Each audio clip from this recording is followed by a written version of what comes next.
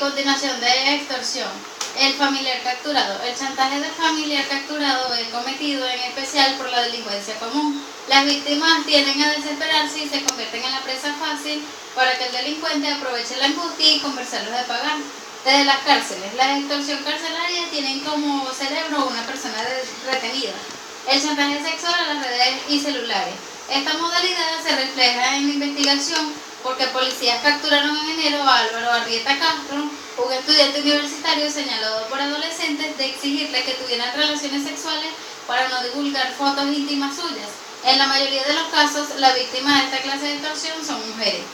Plan de ahorro o premio mayor. La modalidad es similar a la del familiar capturado, en el que el delincuente convence a la víctima de haber ganado un plan de ahorro o premio millonario, y es común que el extorsionista pida una recarga a un número celular.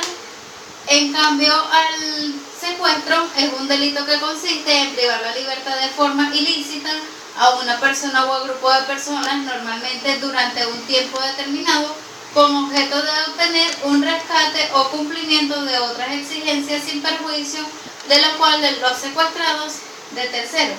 Secuestro propiamente dicho.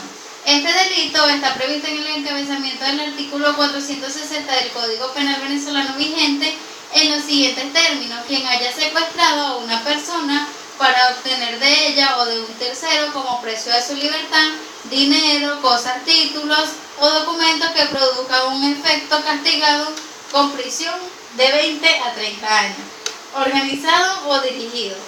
Se realiza por alguno de los formados por 3 o más individuos que tiene una estructura organizada y bien definida, que cuentan con recursos necesarios, seleccionan y estudian a su víctima, estableciendo los apoyos y logística para cometer un acto criminal. Este puede ser perpetrado por grupos subjetivos. El secuestro express. El secuestro express es en esta modalidad el que se ha desarrollado en la última década el modus operandi, que consiste en escoger a las víctimas al azar, la cual por lo general se encuentran transitando por la vía pública o salen de una institución bancaria y son interceptadas por 2 o más sujetos que se dicen ser agentes u policías.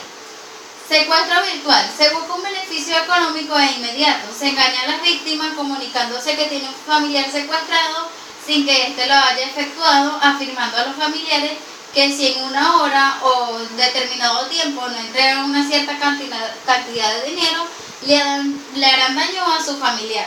El autosecuestro. Personas que tienen algún problema familiar o financiero simulan un secuestro para prestarse como víctima sin serlo y así poder obtener un beneficio y evitar un castigo.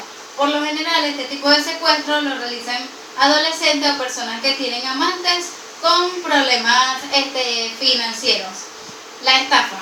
La estafa es un delito contra la propiedad o el patrimonio, de acuerdo a lo establecido en términos generales por los diferentes tipos de legislaciones. En el delito, la estafa es descrito como un acto de daño o perjuicio sobre la propiedad o el patrimonio. El fraude. Acto intencional en la que la administración personal o por tercero da como resultado una representación equivocada en los casos financieros. Por lo general, el fraude ocurre cuando una persona es engañada intencionalmente a otra asunto de seguro para recibir dinero u otro beneficio que no le corresponde. La diferencia entre estafa y secuestro: la estafa es una conducta engañosa que la entraña de una lesión patrimonial causada por fraude. En cambio, el secuestro es un delito que consiste en privar de libertad de una forma ilícita a una persona o a un determinado grupo, que normalmente durante un tiempo determinado, con el objeto de obtener el rescate o el cumplimiento del perjuicio del secuestrado a cambio de dinero u otras cosas. La apropiación indebida. La dolosa apropiación de una cosa ajena es entregada por el dueño por medio del título, no es trastilicio o de dominio para un uso determinado. Para José Zulgadia, es el acto en el que el virtud del cual de la persona hace suya una cosa incorporándola en el patrimonio con la intención de usar y disponer de ella como dueño, desplazándola hasta aquel momento en que haya sido.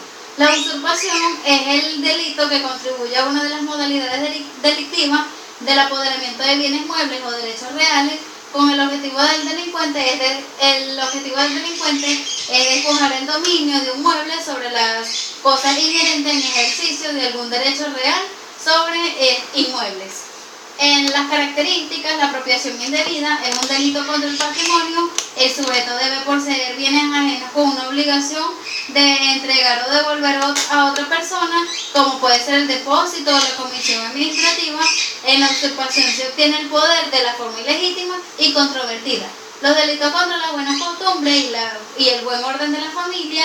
En el título 8 de nuestro Código Penal venezolano vigente están comprendidos los delitos contra las buenas costumbres y el buen orden de familia. Según Marcus, las buenas costumbres son aquellas partes de la moralidad pública que se refiere como criterio de apreciación en las relaciones sexuales, y la costumbre se distingue de la moralidad en cuanto a que se refiere a una actividad externa en la que la intimidad del querer y del distingue de la moralidad en cuanto a que este pueda sentir. Puede decirse que son el uso recto de las relaciones carnales opuesto a la práctica viciosa, a mala costumbre o desvergüenza. Los tipos: la violación. El delito de violación está tipificado en el artículo 374 del Código Penal en los siguientes términos: quien por medio de violencia o amenazas haya contraído a alguna persona de uno u otro sexo un acto carnal por vía vaginal, anal u oral, o introducido objeto por alguna de las dos primeras vías, o por vía oral que se le introduzca un objeto que simule a objetos sexuales, el responsable será castigado como imputado de violación con la pena de prisión de 10 a 15 años. El incesto, como el comercio carnal entre dos personas de distinto sexo que estén ligadas por relaciones de parentesco que sean impedimento del patrimonio, se requiere la realización de un acto carnal y no basta simples actos lascivos por graves para que ello sea un ultraje de pudor o público. Dos maneras puede cometerse de este delito: mediante actos ejecutados en un lugar público o expuesto a la vida del público, o por medio de escritos, dibujos u objetos obscenos que bajo cualquier forma se hubiere hecho, distribuido o expresado a la vista del público u ofrecido en venta. El rapto puede ser propio cuando se comete por medio de violencias, amenazas o engaño, o impropio consensual cuando interviene el consentimiento de la raptada, porque puede ser mediante el arrebato, sustracción o detención de la mujer mayor o emancipada. Los delitos de los corruptores. En el capítulo 3 del título 9 del Código Penal trata de los corruptores. Los primeros artículos que lo integran, el 387, prescribe que el que por satisfacer pasiones de otro hubiere inducido a la prostitución u otro acto de corrupción a alguna persona menor, será castigado de prisión de 3 a 18 meses. Facilitación y favorecimiento de la prostitución. Comete este delito todo individuo que para satisfacer las pasiones de otro haya facilitado o favorecido la prostitución o corrupción de alguna persona mayor o menor. La prostitución y corrupción de la fraudulenta en familia, el ascendiente al fin en la línea recta ascendiente del marido o tutor que por medio de violencias o amenazas haya contrañido a la prostitución o corrupción del descendiente, a la esposa, aunque sea mayor o menor, o al que haya bajo su tutela, será penado con presidio de 4 a 6 años. El delito de bigamia. Comete este delito cualquiera que estando casado válidamente haya contraído otro matrimonio, o que no lo estando hubiere contraído sabiendo de matrimonio con personas casadas legítimamente. Los delitos de suposición y supresión de estado, el que ocultando o cambiando un niño haya suprimido o alterado el estado civil de éste, así como el que hubiere hecho figurar los registros del estado civil de un niño que no existiere, será castigado con prisión de 3 a 5 años. Delitos contra la libertad son aquellos que afectan las capacidades de una persona para actuar y obrar con sus deseos o arreglo a las decisiones que ha tomado. En cuanto a la libertad individual, el artículo 173 al 182 del Código Penal existe cuando alguien somete a la esclavitud de otra persona o le prive ilegítimamente su libertad, o que obliga a otro a realizar, tolerar o impudiere un acto que no esté prohibido por la ley. El delito contra la inviolabilidad del domicilio. Este es morado, el domicilio es el morado o el sitio donde la persona habita. Es un refugio donde el individuo se siente con la libertad y desenvolvimiento personal y lo concerniere a tener la privacidad. La inviolabilidad del domicilio se da cuando introducen a este sin el consentimiento de su habitante o dueño de esta, que se encuentra tipificado en el artículo 183 del Código Penal. Delitos contra el orden público. Se define como la tranquilidad y la paz social que proviene del respeto generalizado al ordenamiento jurídico. Los delitos contra el orden público son el irrespeto a la causa y la inestabilidad, atentando contra la paz social. Los delitos contra las buenas costumbres son aquellos delitos que van en contra de la solidaridad y los valores que cada individuo tiene, así como la integridad física y moral de cada persona, y será penada por nuestro ordenamiento jurídico. Los delitos contra el buen orden familiar son los delitos por los cuales el legislador ha decidido castigar por el simple hecho de que la familia o el núcleo o sociedad. Delitos contra la libertad. Este es el delito que afecta a la voluntad de las personas, ya que se le obliga a una persona a hacer lo que no quiere y esto le impide a la persona lo que quiere hacer.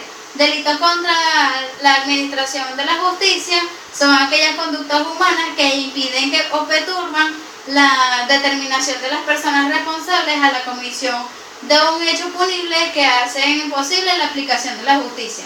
Y contra el orden público, que son aquellos delitos que van en contra de la armonía del país, por lo que en nuestro actual Código Penal castiga a los sujetos que fabriquen o comercialicen o aporten armas sin que se efectúe la convicción de las cosas mencionadas en nuestro código o ley.